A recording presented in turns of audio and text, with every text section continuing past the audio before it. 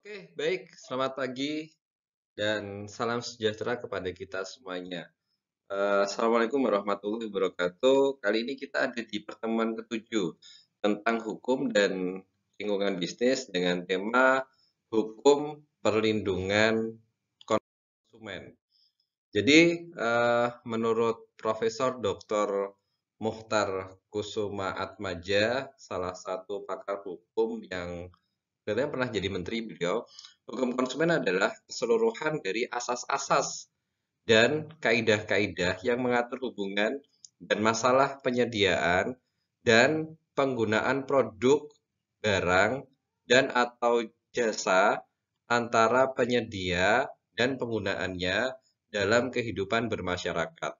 Jadi, sedangkan batasan berikutnya adalah batasan hukum perlindungan konsumen sebagai bagian khusus dari hukum konsumen.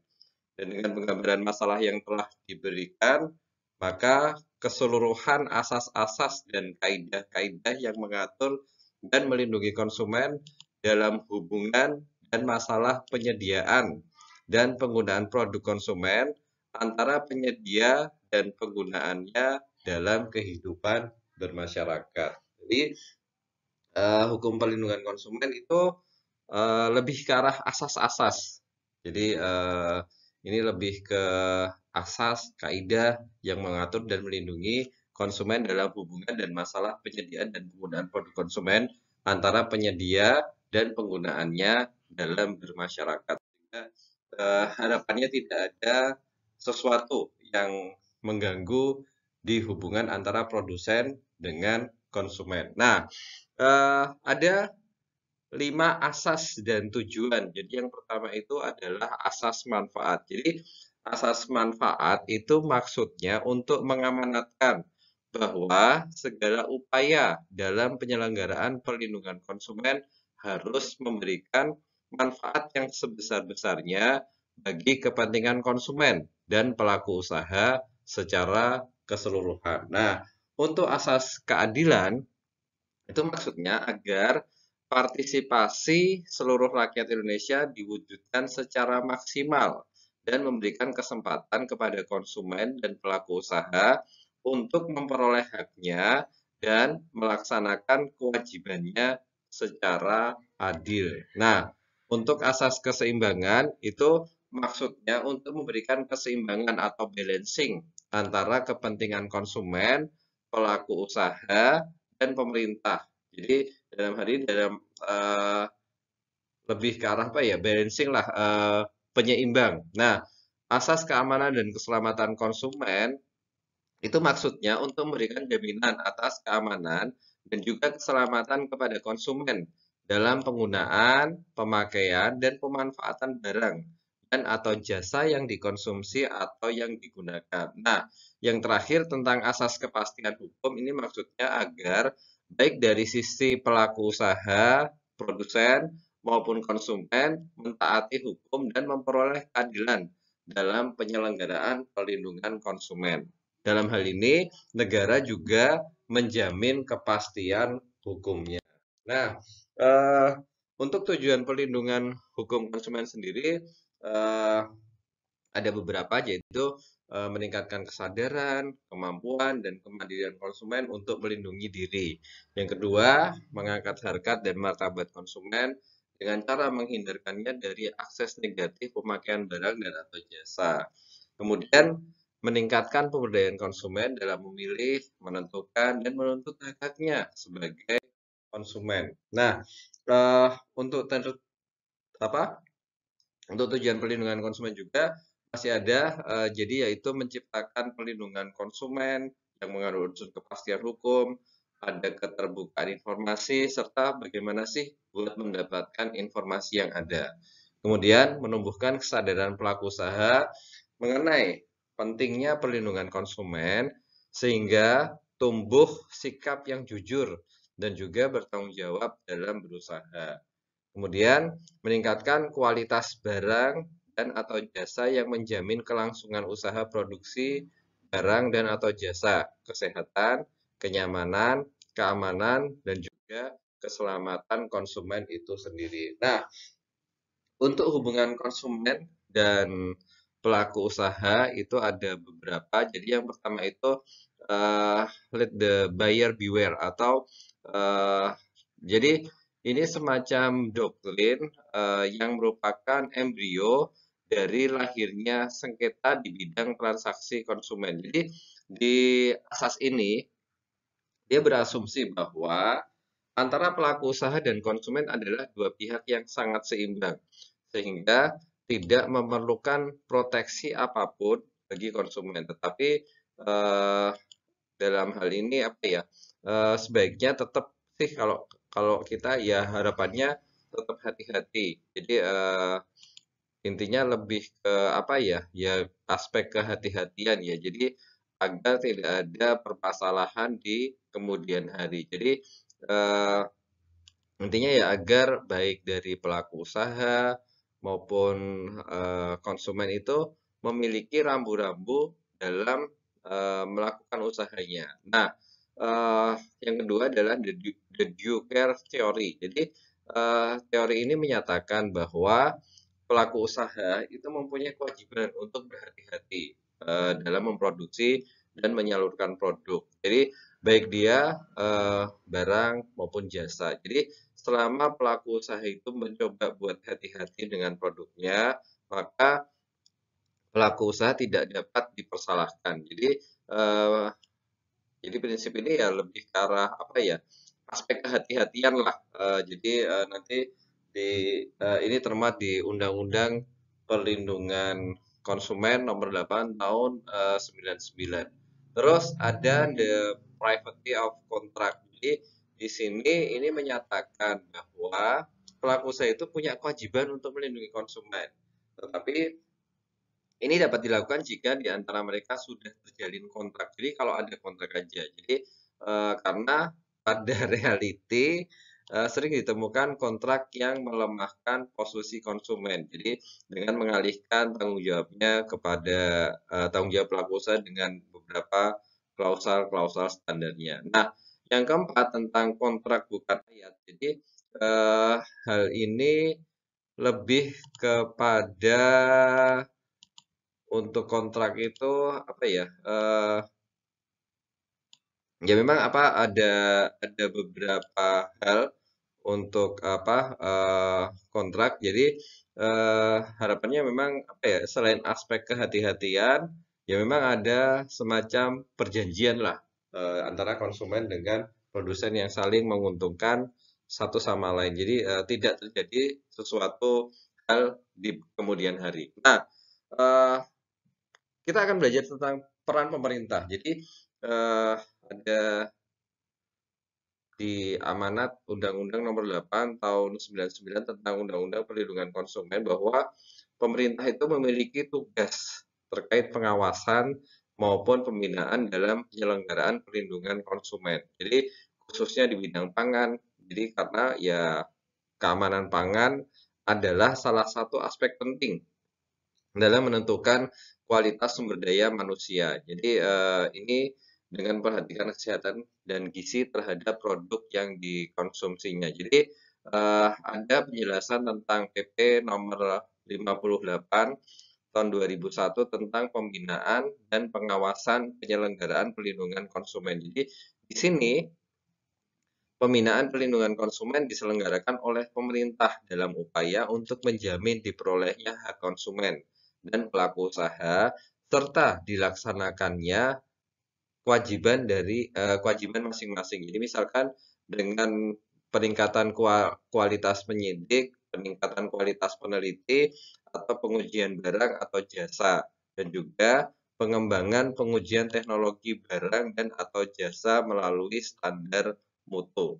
Jadi kemudian untuk pengawasan sendiri, jadi dilakukan bersama-sama ada dari pemerintah, masyarakat maupun lembaga perlindungan konsumen karena terdapat banyak ragam dan juga jenis barang dan atau jasa yang beredar di pasar serta luasnya wilayah Indonesia 33 provinsi 17.000 pulau. Jadi pengawasan dimulai dari proses produksi, penawaran, promosi, periklanan, hingga penjualan barang dan atau jasa yang dilakukan dengan cara yang tidak diduga untuk memenuhi keamanan, keselamatan, dan kesehatan konsumen. Kalau era sekarang ada namanya CHSE ya, Cleanliness, Healthy, Safety, sama Environmental Sustainability. Nah, eh, ini peran pemerintah. Nah, ada juga perlindungan konsumen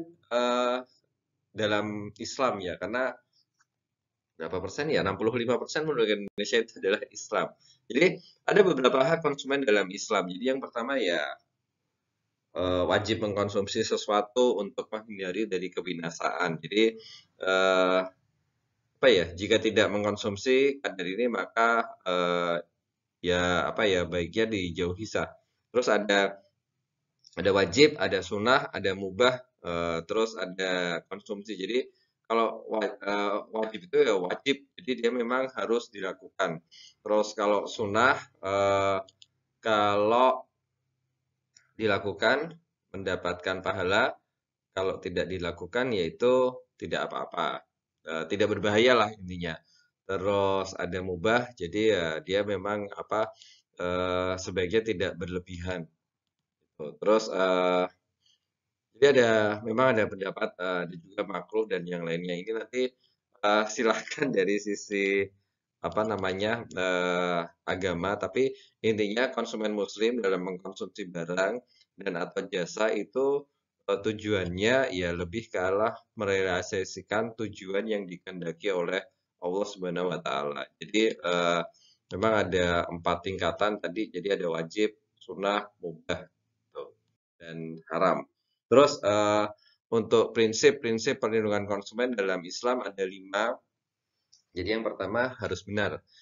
Di prinsip kebenaran ini mengatur konsumen untuk menggunakan barang dan atau jasa yang dihalalkan oleh Islam, baik dari segi zat maupun dari apa ya? Dia dari segi zatnya, barangnya. Jadi apabila melanggar syara maka proses produksi, distribusi hingga tujuan mengkonsumsi barang dan atau jasa tersebut ya sudah rusak lah. Kemudian dari sisi kebersihan, dari sini bahwa memang konsumen itu harus apa ya mengkonsumsi barang dan atau jasa yang bersih, baik tidak kotor maupun menjijikan serta tidak bercampur dengan najis. Memang benar-benar bersih lah. Terus yang ketiga itu kesederhana. Jadi prinsip kesederhanaan dalam hal ini adalah bahwa ada semacam standarisasi bagi konsumen untuk tidak berlebih-lebihan dalam mengkonsumsi barang dan atau jasa. Jadi mampu mengekang apa ya lebih ke arah kebutuhan daripada keinginannya tidak boros dan tidak berlebihan. Terus yang keempat adalah prinsip kemaslahatannya. Jadi dari sini ialah membolehkan konsumen untuk menggunakan barang dan atau jasa selama barang atau jasa tersebut memang memberikan kebaikan. Jadi ya harapannya memang kalau tidak apa kalau misalkan barangnya jelek ya kalau tidak terpaksa atau dalam darurat ya memang sebaiknya tidaklah, ininya lebih karena maslahah atau ya kebaikan orang lain.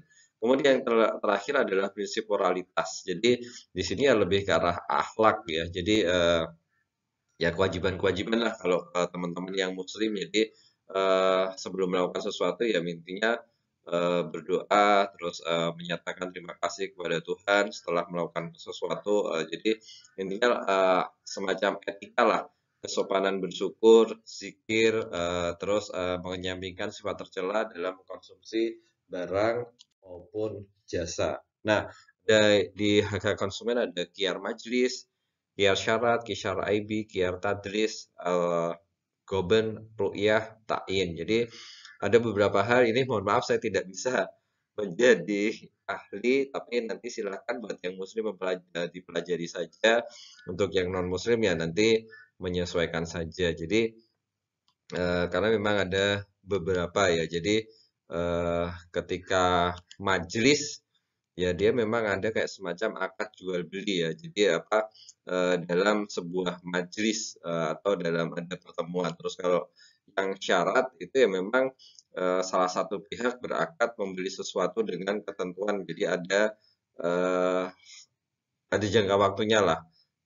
Jadi ada syarat-syarat tertentu. Terus kalau IB itu intinya eh, haram bagi seorang yang menjual barang yang cacat tanpa menjelaskan kepada pembeli. Terus kalau tadlis itu ya kayak mengelabui pembeli lah. Jadi dia menaikkan harga barang dan yang lainnya. Terus kalau khoben itu lebih ke arah apa ya?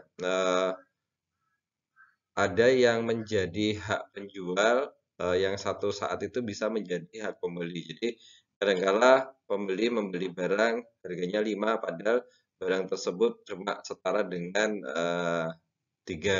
Jadi makanya penjual membeli barang dengan harga lebih tinggi lah padahal memang nilainya cuma lebih rendah. Jadi jika pembelinya merasa tertipu maka dia punya khiar untuk menarik diri dari jual beli dan membatalkan akad. Jadi ada ya memang harus yang terbaik lah.